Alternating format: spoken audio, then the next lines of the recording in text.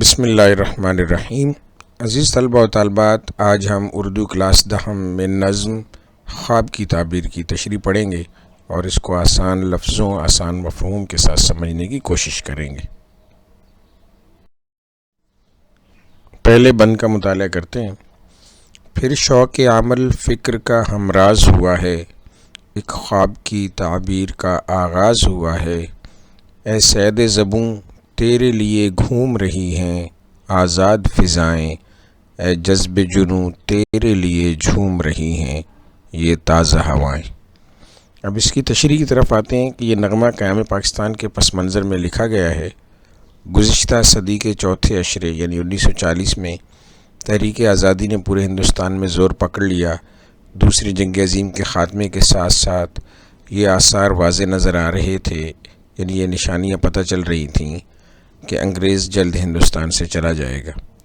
1940 میں لاہور میں مسلم لیگ کا اجلاس منعقد ہوا، جس میں ہندوستان کے ہر کونے سے مسلمانوں نے شرکت کی۔ یہیں قرارداد پاکستان منظور کی گئی، جس سے مسلمانوں کو ایک واضح نصب العین مل گیا۔ ہر مسلمان نے جان لیا کہ اس کی منزل پاکستان ہے۔ اگرچہ اس کے بعد کا سفر بھی کچھ آسان نہیں تھا، مگر آزادی کا خواب ہر آنکھ میں سما گیا۔ ہندوستانی مسلمانوں کی کوشش اور ان کے رہنماؤں کی محنت سے آزادی کا حصول بہت قریب لگ رہا تھا۔ شاعر نے اسی امید افزا عہد میں یہ نظم لکھی۔ اس بند میں شاعر کہتا ہے کہ آج میری قوم میں کچھ کر گزرنے کا جو جذبہ ہے وہ پہلے کبھی نہ تھا۔ آزادی کا جو خواب ہم نے دیکھا تھا، اب اس کی تعبیر کے واضح آثار نظر آنے لگے ہیں۔ اس زمانے کے ہندوستانی مسلمان کی اقتصادی، مذہبی اور معاشرتی حالت بہت خراب تھی۔ شاعر نے اس کے لیے صید زبوں کے الفاظ استعمال کیے ہیں، جس کے معنی ہے زخمی شکار، یعنی مسلمان اس زخم خوردہ پرندے کی طرح تھے جو شکاری کے وار سے زخمی تھا، نہ اڑ سکتا تھا نہ اپنا دفاع کر سکتا تھا، مگر اب اس کے زخم مندمل ہونے لگے تھے۔ وہ پھر سے پرواز کے لیے پر تولنے لگا تھا۔ اپنی آزادی اور پرواز کے خیال نے اس میں ذوق پرواز اور نیا جوش پیدا کر دیا تھا۔ دوسرا بند ملاحظہ ہو۔ پھر سوز دروں زمزمائے پرداز ہوا ہے، ایک خواب کی تعبیر کا آغاز ہوا ہے۔ کچھ روشنیاں صاف نظر آنے لگی ہیں، لہرانے لگی ہیں، کچھ آرزوئیں حسن بیاں پانے لگی ہیں، بر آنے لگی ہیں۔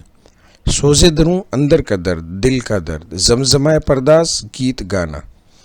روشنیاں یہاں سمجھ لیں منزلیں، آرزوئیں مطلب تمنائیں، خواہشیں، حسن بیاں یعنی بیان کرنے کا خوبصورت ترین انداز، اور بر آنے لگی ہیں، پوری ہونے لگی ہیں۔ اب تشریح کی طرف آتے ہیں۔ 1857 کی جنگ آزادی میں ناکامی کے بعد مسلمان دو طرفہ ظلم و ستم کا شکار تھے۔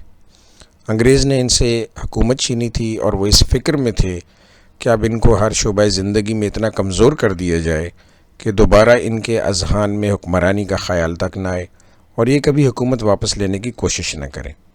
دوسری طرف ہندو تھے جو ان کے مقابلے میں اکثریت میں تھے، یعنی میجورٹی میں تھے۔ انہوں نے 1000 سال مسلمانوں کی محکومی میں بسر کیے تھے۔ مسلمانوں نے ہی اپنے مذہب کی تبلیغ سے ہزاروں لاکھوں ہندوؤں کو مسلمان کیا تھا، اس لیے ہندو دین اسلام کو اپنا ازلی دشمن سمجھتے تھے۔ انگریز کی حمایت کے باعث علم و فن اور اقتصادی و تجارتی میدان بھی مسلمانوں سے بہت آگے تھے۔ اب انہوں نے سوچا کہ مسلمانوں کو محکوم بنا کر بدلہ لیا جائے، مگر یہ قدرت کا خاص فضل و کرم تھا کہ اس عہد میں مسلمانوں میں کچھ ایسے رہنما پیدا ہوئے جو قوم کو اس گرداب میں پھنسنے سے پہلے ہی بچا لے گئے۔ گرداب مطلب بھنور۔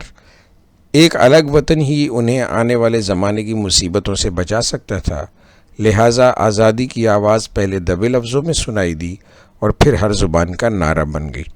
پہلے اس کا حصول ایک خواب و خیال کی بات لگتی تھی، مگر رفتہ رفتہ یہ خواب سچ ہونے لگا۔ آزادی کی ایک کرن جو عرصہ دراز سے ان کے اذہان میں دمک رہی تھی، اب شمس و قمر کی طرح روشن نظر آتی تھی۔ پہلے جس بات کو کہتے خوف زدہ تھے، اب اس کا کھل کر اظہار کرنے لگے تھے۔ دل کی آرزو پوری ہوتی نظر آتی تھی۔ اپنا وطن، اپنا دیس، اپنی سرزمین آنکھوں کے سامنے تھی۔ تیسرا بند ملاحظہ ہو۔ پھر عشق کا موسم اثر انداز ہوا ہے، ایک خواب کی تعبیر کا آغاز ہوا ہے۔ اے ہم سفر و فکر و عمل کے یہ خزانے، بخشے ہیں خدا نے۔ اے ہم سخن و گاؤ نئے زندہ ترانے، کیا راگ پرانے۔ ہم سخن یعنی کہ شعراء یا وہ لوگ جو شاعری کرتے ہیں، تو یہاں پہ شاعر جو ہے وہ اپنے جیسے شاعروں کی بات کر رہے ہیں کہ وہ خوشی کے ترانے لکھیں، خوشی کے گیت لکھیں۔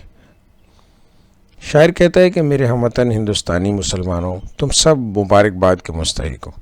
خدا نے ہماری فریاد سن لی۔ مسلمان ایک مدت تک ہندوؤں اور انگریزوں کے دو طرفہ ظلم کا شکار رہے۔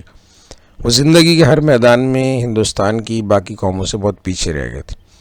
ان کا مذہب، ان کی شناخت اور وجود مٹتا جا رہا تھا کہ اللہ تعالیٰ کی رحمت نے انہیں بچا لیا، ورنہ وہ بھی ان ہزاروں قوموں کی طرح اپنا وجود کھو دیتے جو اس سے پہلے ہندوستان میں وارد ہوئیں اور رفتہ رفتہ اپنا وجود کھو کر اسی میں ضم ہو گئیں۔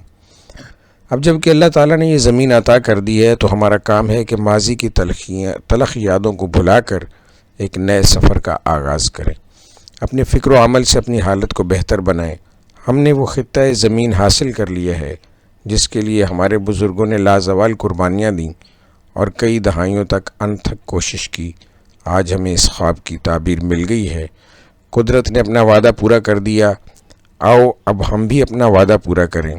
اسے حقیقی معنوں میں سچی فلاحی اسلامی ریاست بنائیں اور اس دین حق کے مطابق زندگی گزاریں جس کے لیے ہم نے یہ ملک حاصل کیا۔